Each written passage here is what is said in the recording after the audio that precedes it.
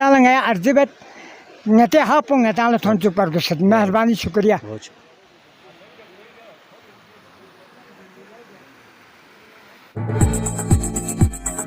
ملکی معیشت کو جہاں چیلنجز درکار ہے وہاں کسی سیلاب یا قدرتی آفات کا آنا قیامت صغریٰ سے کم نہیں.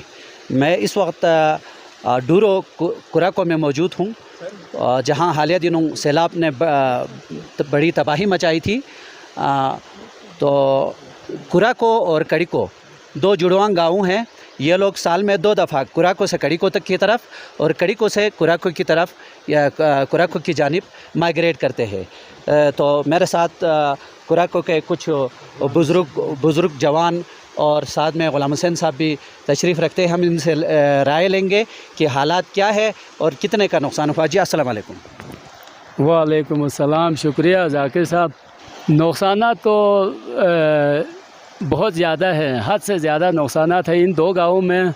تو اس وقت ہم کوراکو میں جہاں موجود ہیں اس نالے میں تاریخ میں ہم نے سنا تھا کہ آج سے 80 سال پہلے اس طرح کا کوئی سیلاب آیا ہے، لیکن اتنی تباہی جو ہے اس وقت بھی ہمیں اتنا معلوم ہوا کہ بزرگوں سے کہ اتنی تباہی اس وقت بھی نہیں ہوئی تھی.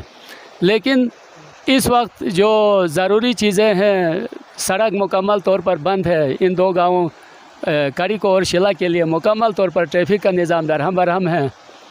اچھا، ریہیبلیٹیشن کا تھوڑا مسئلہ ہے. یہاں پر 7 مکانات جو کہ جس جگہ پر ہم کھڑے ہیں اس سے دائیں بائیں دونوں سائڈ پر مکانات ہیں، وہ مکانات مکمل طور پر منہدم ہو چکے ہیں. اور اس نالے میں بہت زیادہ درخت ہیں، وہ ایک بھی نظر نہیں آ رہے ہیں. کھڑی فصلیں تھیں وہ تمام بھی تباہ ہو چکی ہیں. تو ایک محلہ آباد تھا. جی اس میں محلہ آباد تھا. یہیں پر جس جگہ میں بیٹھے سامنے ایک دکان بھی تھی، مکان بھی تھا. ادھر مکانات نیچے اس نالے میں دونوں طرفین پر مکانات